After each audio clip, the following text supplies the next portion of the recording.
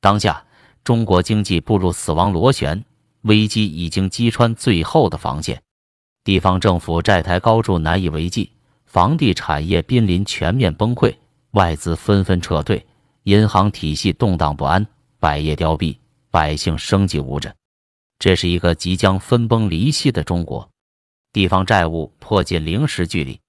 中国地方政府的债务危机正一步步接近毁灭性的零时距离。根据 Wind 的数据显示，2024年1月份，地方政府通过城投债的融资规模高达4763亿，不仅刷新了近半年的发行记录，更达到了3年前最繁荣时期的水平。然而，令人胆战心惊的是，这4763亿资金的 98.5%， 即4693亿竟然全部用于偿还旧债。地方政府利用新债务不断滚动旧债务的危险操作，已经持续了很长一段时间。之前的低利率环境尚可解决燃眉之急，但随着全球经济进入衰退通缩周期，这一行径也走到了尽头。在如此高额的借新还旧下，整个金融体系的流动性注入都难以支撑新债务的发行，这就是债务危机的最后界限。而如今，中国的地方政府已经触碰到了这根红线，想要继续玩转这个危险的游戏，中国经济已经别无选择，只能再次动用重启键，无节制的疯狂印钞。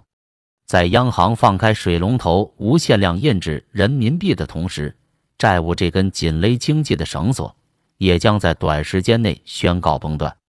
届时，中国将在惊涛骇浪中迎来真正的经济大洗牌，房地产业濒临全线崩溃。与此同时，中国经济增长的压舱石房地产业也在2024年开年迎来惨淡的开端。据中指院数据显示，头2个月，中国房地产100强企业的销售总额仅为4762亿元，同比惨跌超过 50%， 比3年前的繁荣时期直线腰斩。进入2月后，房企销售额更是雪上加霜，环比1月的数据在缩水近 30%， 这已经是自去年以来房地产市场低迷的第14个月。在此期间，曾经鼎盛一时的恒大帝国轰然倒下，碧桂园、富力等多家房企也相继被迫进入债务重组，整个行业都在加速瓦解。在供给端，开发商资金链趋紧，停工项目和烂尾楼与日俱增；而在需求端，购房者的信心丧失，成交量极度萎缩。仅宁波一地，1月份商品住宅成交面积同比下滑超过60%。对于买不起房的年轻一代来说，他们已经对未来失去了一切的希望。如此996的工作和生活方式，他们再也不想过了。最令人绝望的是，尽管北京政府不断加码房地产救市政策，但市场反应冷淡。因为在这个风雨飘摇的时代，谁也不再相信那些空洞的稳定预期素颜。人民已经明白，这场灾难注定无人能逃。外资界限加速收缩，与房地产业同时下滑的，还有中国对外开放的程度。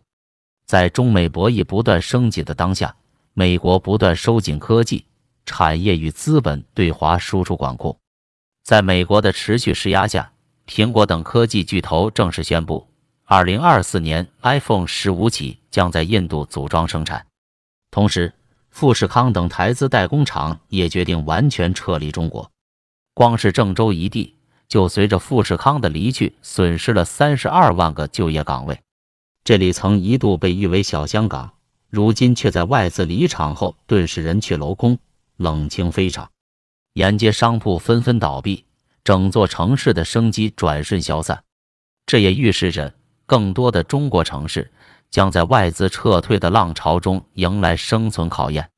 与此同时，在俄乌战争的影响下，中国与世界的经济金融联动也在不断削弱。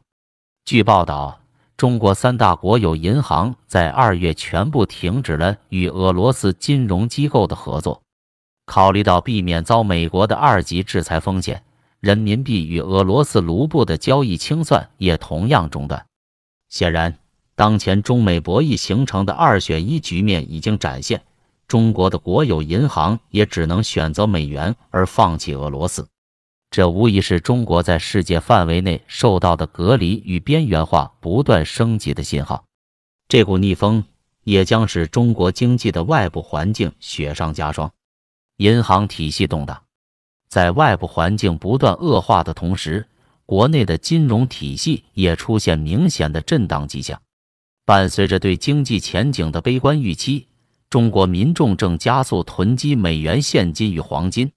据报道，中国人用人民币兑换美金的操作在今年1月已经创下历史新高。与此同时，渣打银行等也紧急宣布暂停外汇类金融业务，这预示中国的外汇储备可能已经所剩无几。更加值得注意的是，中国多家民营银行正在经历危机式的挤兑潮。安徽包商银行无法满足客户的大额取现需求，只得通过警察和安保人员强行封锁银行。这与1990年代末的亚洲金融危机如出一辙，一个个国家都是从这样的挤兑潮开始的，最终演变为整个银行业的失守。鉴于中国庞大的金融杠杆率，一旦出现全面的挤兑潮与挪用危机，后果不堪设想，百业凋敝，老百姓难以为生。在金融与房地产领域危机频现的当下，中国的实体经济也随之持续走低。在过年后，大批企业仍在持续停工停产，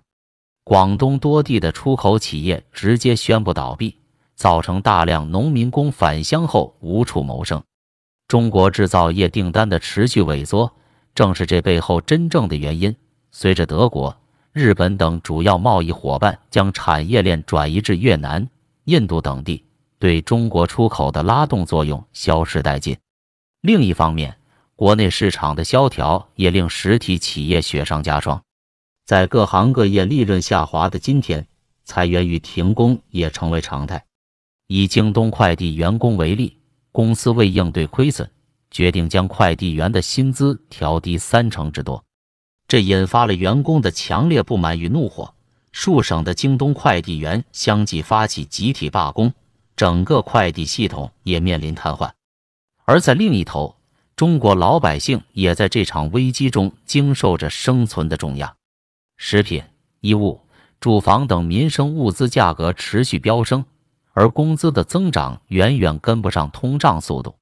在物价飞涨的同时，不断有年轻人加入失业大军，社保与医保制度也在持续削减。这是一场全方位的压迫，使越来越多人濒临绝境。在整个社会恐慌与崩溃的氛围下，老百姓已经看不到希望。中国经济正在以迅雷不及掩耳之势全面撕裂崩塌，危机从边缘向核心持续扩散。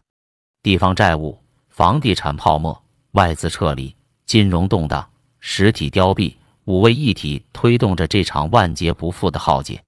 当百业枯竭、百姓绝望的那一刻，这场看似不会倒下的红色帝国也将在历史长河中灰飞烟灭。